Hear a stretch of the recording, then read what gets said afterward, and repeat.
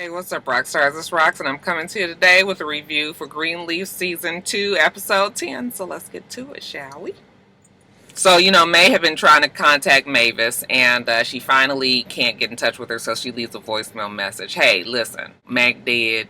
We're going to spread his ashes at the lake. I was like, ain't that something? You going to put him in the same lake, child? I mean, Faith ain't in there no more, but still, I was just like, But anyway, she telling Mavis that she would like to see her at the ash spreading. The family has been through a lot, and especially them two, but, she's hoping that, they can make a new beginning. Mac is gone, and maybe we can start fresh. Now, we see Grace in bed, okay, and she wakes up, and she looks around, and then she gets up, and she walks to the door, and, she sees old Rick Fox working on a computer. I said, girl, you ain't spent the night at the nigga house, did you? But that's exactly what she did. But supposedly she slept in the bed while he slept out on the couch. She a pastor and whatnots. And she skipped service today, it's Sunday, because of obvious reasons. She sits down and talks to Rick, what you working on? And he tells her about this story, and how he got this job in New York that they offered him.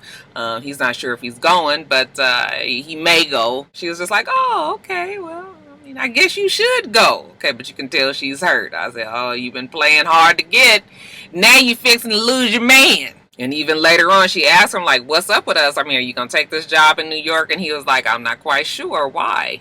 And she was like, well, I'm just trying to figure out, like, what's happening with us. Are we breaking up? He was like, oh, I didn't even know we were together. Are we? And he goes, listen, you and I made a deal that, as long as we're friends, that I wouldn't do any stories on you or your family. Okay. But right now, you guys got the hottest fucking story out there. Okay. Now you holding up my money and shit here up in wherever they are right now. And then you don't want me to work with these people. You don't want me to leave New York. Like, what you want me to do, lady? But he's truthful with her. The editor does want the story. And she's just not sure if that's what she wants to do right now. So I guess they are at what you would call a crossroads. Now, Jacob, remember I was telling you guys last episode that he had this bright idea? Well, his bright idea is that he going to be an outdoor preacher. He going to just preach on the land, child. So he got some of his followers, I guess, that were going to be going to, what was the church? Triumph 2.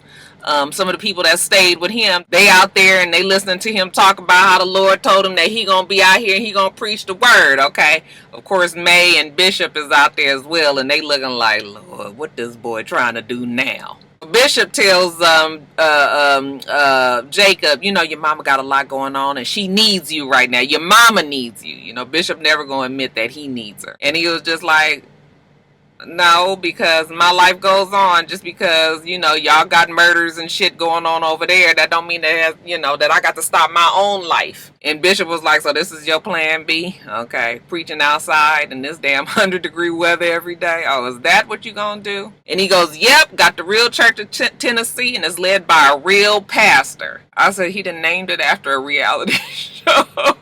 Bishop was like, you following in the footsteps of skanks, huh? About to be over here scamming these people out here in the middle of the outside. Bishop is disgusted and he just walk off, okay? The wife, she looked like she might be proud of him, okay? But she's still trying to get his ass on TV. Now, back over at the church, Charity and May is sitting down, and May was just like, so he just left?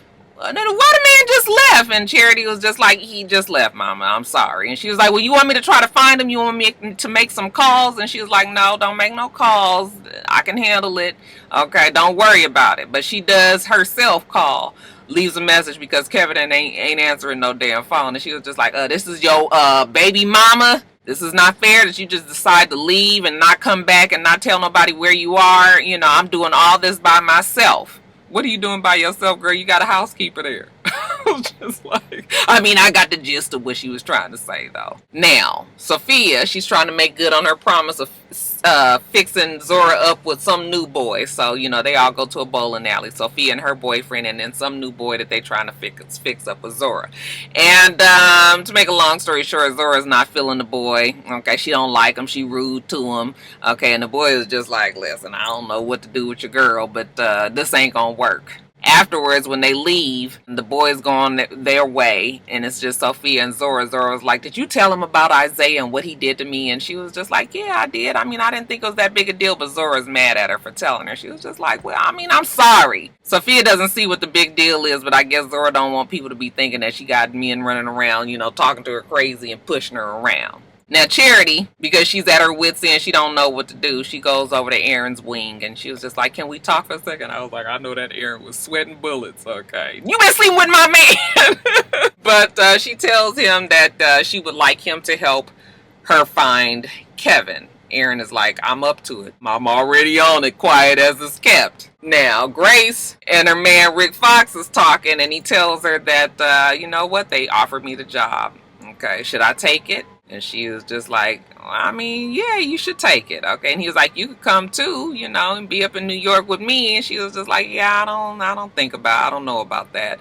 And she was like, well, we can do the long distance thing. And she says, yeah, well, that doesn't work either. I mean, well, we going to FaceTime each other all the time. Okay. Just don't worry about it. Go on and take your job. I'll be fine. But when she gets off the FaceTime, you know, she's upset. She about to lose her man. Now, in what is an interesting addition to the story, okay, Bishop and May, they at the church, and for some reason, Bishop is in a really good mood. Now, the man, your daughter just killed somebody, even if she's not going to jail, even though Mac was the person that he was, I still don't understand why everybody's in such good fucking spirits, okay? But anyway, he said he feel like everything about to turn around. You know, he done got this $10,000 check from somebody, and, you know, he writing up his next sermon from the pit to the palace, and, you know, he loved May to death. You know, he's so lucky that God chose him and her to step in this life together and all of that, okay? They're gonna go to lunch. All right, Bishop is feeling good. But when he gets in his office, he finds out that the lady that gave the $10,000 donation wants to meet for lunch. He wants May to come with her, but May was like, no, I got a whole bunch of other stuff around here that I need to worry about anyway, and I don't feel like sitting up with no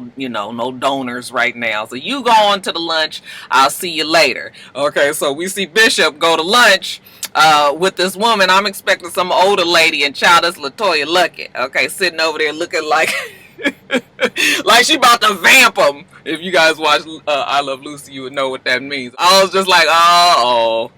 You know, and Bishop act like he don't know how to act around this beautiful woman, and he kind of stumbling over the words and everything, but she's just looking at him like she want to eat him up. I said, oh, we already know that she's about to be a problem for the bishop. She gave him this $10,000 only because she needed to settle a debt with the Lord. So you ain't got to put me in the bishop's special circle or whatever the little committee was that he called it for people that gave large donations. She don't need none of that. She's only concerned with sitting with him at lunch at this table right now. Okay, I was like, oh, Bishop, watch out. When he take it on back to the church, you know, May was just like, well, how was it? Everything went fine. Okay, is she coming to church on Sunday? He said, I believe she will. Okay, I would like to meet her. I said, girl, wait till you meet this one.